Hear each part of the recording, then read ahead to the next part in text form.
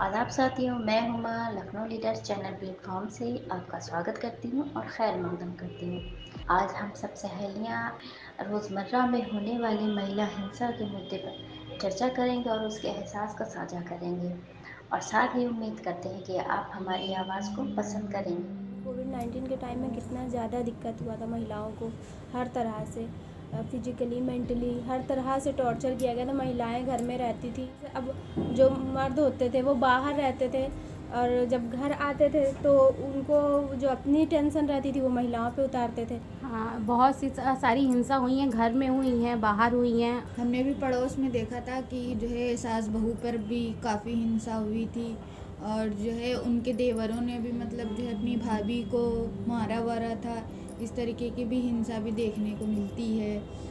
सबसे ज़्यादा तो रास्तों में देखो, रास्तों में जहाँ पे गुमटी होती है या पान की दुकान है, तो अगर कोई भी लड़की जाती सब ऐसा देख रहे हैं कि लग रहा है कि कोई नई चीज़ आ गई है। हर गली मोहल्ले में दिखाई देता है, सड़क पे है, गली में है, कहीं पे भी जा रहे हैं अगर तो वह हर जगह हिंसा हमें दिखाई देती है। जहाँ चार लड़के खड़े होते हैं वो कुछ ना कुछ ज़रूर बोलते हैं।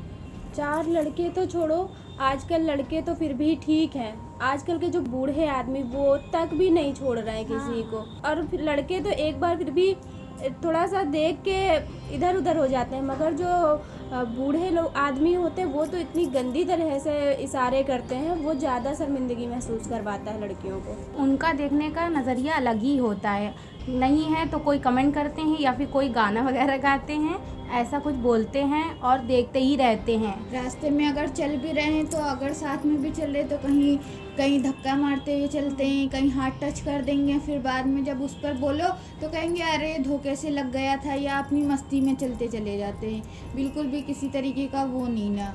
और रास्ते में चलते हैं तो ऐसे इशारे देते हैं कि उससे हमें गलत महसूस होता है कि गलत इंसान है। कभी दुपट्टा टच कर रहे हैं तो कभी सीटियाँ बजा रहे हैं, कभी निगाहों से बोल कह रहे हैं। अब तो ऑफिस में भी काम करना मुश्किल हो गया। जहाँ भी ऑफिस देखो और औरतों को हर तरीके से, लड़की हैं तो देखो कैसे छेड़छाड़ होती है, कहीं किसी फाइल के बहाने छुआ जा रहा है, कहीं पेन के बहाने हाथ पकड़ा जा रहा है। लड़कियों को ज़्यादातर जो है शो पीस का हिस्सा बना दिया, बाहर सजा के रखते हैं ताकि एंट्री करने के लिए लड़कियां पहले दिखाई दें। हर जगह लड़कियों पे ही ज़्यादा वो करते हैं।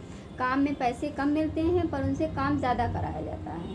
जैसे ही लड़कियां बस अंदर आई सबसे पहले उन्हें ऊपर से नीचे देखा जाता है। उन्हें जॉब भी है इस तरह इसलिए दिया जाता है कि वो एक लड़की हैं, ये नहीं कि उनकी काबिलियत पे दिया जाता है। उनकी काबिलियत पे नहीं दिया जाता है, बाकी इस वजह से दिया जाता है कि लड़की है वो, और मतलब उसको गलत निगाहों से देखते हैं। और रिसेप्शन की जॉब के लिए लड़की को देखेंगे और कहेंगे अच्छी मतलब मेंटेन होके आप आइए, और सैलरी नहीं इतनी बताएंगे, लेकिन वो जो है मेंटेनेंस को बहुत वो करेंगे कि आप बहुत मेंटेन होके आइए और बहुत अच्छे से बात करिए, जो भी आपका कस्टमर हो उससे बहुत अच्छे से डील करिए। जो देखने में जितना ज़्यादा परफेक्ट होता है उसकी सैलरी उतनी ज़्यादा होती है। कि अगर उसका बोलने का तरीका डील डॉल अच्छा है, खूबसूरत लड़की है तो उसको तो 1000 बढ़ के भी मिल जाते हैं। और अगर जो टैलेंट है फिर भी वो देखने में अच्छी नहीं है तो उसको पैसे नहीं मिलते। तो इसका मतलब ये हो गया कि एक लड़की नुमाइश की चीज़ हो गई है। और खूबसूरती पे भी जज करते हो, बड़े बड़े एक्सचेंज ऑफर देते हैं, प्रमोशन के भी ऑफर देते हैं कि आपको आगे कर देंगे, बॉस बना देंगे, इसका लालच भी देते हैं और टच भी किया करते हैं। और यही माहौल घरों में भी है। अगर एक बहू सुंदर है तो उसकी ज़्यादा तारीफ होगी, और एक अगर ज़रा सा भी कम है उसकी जो है इतनी तारीफ नहीं होती। तो खूबसूरती से भी जो है हम लोगों को बहुत ज़्यादा कुछ झेलना पड़ता है कि अगर सुंदर नहीं है तो इसका मतलब हम में कोई टैलेंट नहीं है, कोई खूबी नहीं है। और ऑफिस में अगर ऐसी हिंसा के खिलाफ कोई विरोध करता है तो उसे ऑफिस से निकाल दिया जाता है कि आपका काम अच्छा नहीं है, आप में ये खामियां हैं, हमें वो सही काम चाहिए। तो कोई ना कोई बहाना बना के ऑफिस से निकाल दिया जाता है। उनके कहने का मतलब ये होता है कि ऑब्जेक्शन नहीं होना चाहिए लड़की की तरफ से कोई भी। कोई शिकायत नहीं, लड़कियां कोई शिकायत नहीं करती। कोई नहीं, शिकायत मतलब उनके साथ कुछ भी अगर टच वच कर रहे हैं तो वो बोले ना, उसके खिलाफ आवाज़ ना उठाएं, इसलिए। अक्सर ऑफिस में भी ऐसा देखा गया है कि अगर कोई चुप भी रहता हो तो ये लोग और आगे बढ़ते हैं कि चलो ये कुछ बोल नहीं रही तो हम इससे ज़्यादा करें। इसकी वजह से कुछ लड़कियां ऑफिस छोड़ भी देती हैं। कभी कभी तो ऐसा होता है कि वो अगर लड़की बोल नहीं पाती है, डरती है, तो वो लोग सोचते हैं कि उसने लड़की की तरफ से भी हाँ हो। तो स्कूल मिला के लड़कियों के लिए कोई जगह भी सेफ नहीं है।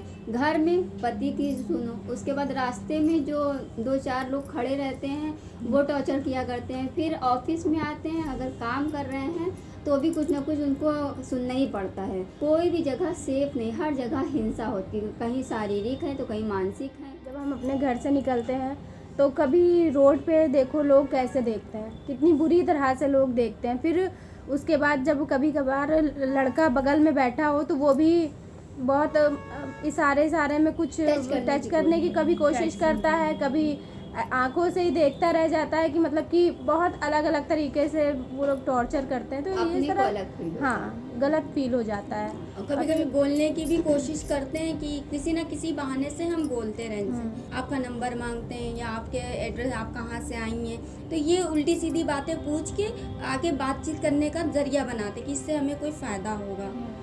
लड़की चाहे जितनी भी दूर बैठे, लेकिन वो लोग हैं एकदम पास में बैठते हुए चलते थे ताकि टच हो जाए। किसी ना किसी तरीके से बस उन्हें छूना है, टच करना है। शादी बारात में भी यही होता है, कोई फंक्शन हो या कोई रिसेप्शन हो, हर जगह का यही है कि लड़कियों को ऐसे स्कैन करा जाता है कि उनको एक्सरे के तरीके से झाँका जा रहा है। ये है, अगर हम टैक्सी वाले को पैसे भी देते हैं तो टैक्सी वाला बस ऐसी कोशिश करते हैं कि हाँ हम छू लें, टच कर लें उनसे पैसे लेते समय। अगर औरत ज़्यादा घर में अगर आवाज़ उठाती भी है तो कभी घर वाले पीछे पड़ गए, कभी आदमी ज़्यादा पीछे पड़ता है, तुमने मेरी माँ को ऐसा क्यों कहा, या मेरी बहन को ऐसा क्यों कहा, बच्चे तो तुम्हारी जिम्मेदारी, हम तुम्हारी जिम्मेदारी, मेरी माँ भी तुम्हारी जिम्मेदारी है। लेकिन जब औरत अगर ऐसी स्थिति में आ जाए, बीमार पड़े, तो उसकी देखभाल करने वाला कोई नहीं है। उसे तो अपने सिर्फ बच्चे ही दिखते हैं कि नहीं, वो चाहे जितनी बीमार हो उसे तो अपने बच्चों को देखना ही देखना है। बच्चों को नहीं, वो पूरे घर को पूरे उसको घर देखना को ही पड़ देखना जाता होता है। औरत सबकी देखभाल करती, लेकिन औरत का कोई हाल जानने वाला कोई नहीं है।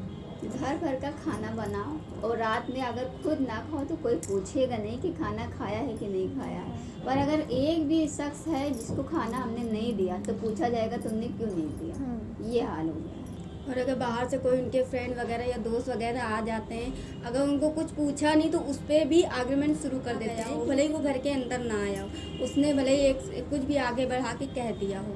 महिला चाहे जितना भी काम करे, लेकिन फिर भी कहते हैं लोग कि तुमने किया ही क्या है, करती ही क्या हो। अरे सारा दिन तुम सोती रहती हो, क्या करती रहती हो, क्या घर में काम ही क्या होता है, सारा दिन टीवी देखना होता है, सीरियल देखना होता है, ये भी बोलते हैं। छोटी छोटी बातों पे हिंसा शुरू कर देते। घर में कोई भी चीज़ गलत हो गई या जो है कुछ भी उल्टा सीधा हो गया तो बस सबसे पहले आए औरत के ऊपर चिल्लाने लगे आके। और कुछ भी करने से पहले उन्हें बताना पड़ता है। अगर बताए अगर कोई काम कर लो या कहीं चले जाओ तो भी बहुत गुस्सा आते हैं कि हमसे पूछा क्यों नहीं, हमसे बताया क्यों नहीं, ये काम अपने मर्जी से क्यों कर लिया। बहुत से सवाल उठाने लगते हैं और उस पर बहुत बड़ा सा झगड़ा होने लगता है घर में आप चाहे जितना भी काम करें, आपको घर के काम की कोई वैल्यू नहीं है। वही अगर एक चाय किसी को बनानी पड़ जाए तो समझ में आता है। घर में आप जितना भी काम करें तो कहीं क्या करा, काम है क्या घर में। आदमी आते हैं तो वो यही कहते हैं कि तुमने किया क्या। लेकिन अब हम इसका सामना करें तो कैसे करें। सामना हम लोगों को इसका करना, क्योंकि हर जगह तो हम लोगों को जो है इस सब का सामना वो फेस कर रहे हैं। तो या तो उनको जवाब दें या तो खुलकर हम लोग आगे आएँ, अपनी सोच बदलें, तब जाके तो इसका मुकाबला करा जा सकता है। एकजुट आवाज़ उठानी चाहिए। एकजुट आवाज़ उठानी चाहिए कि अब और हमको एकता होनी चाहिए। हिंसा बर्दाश्त नहीं करनी चाहिए। हिंसा खत्म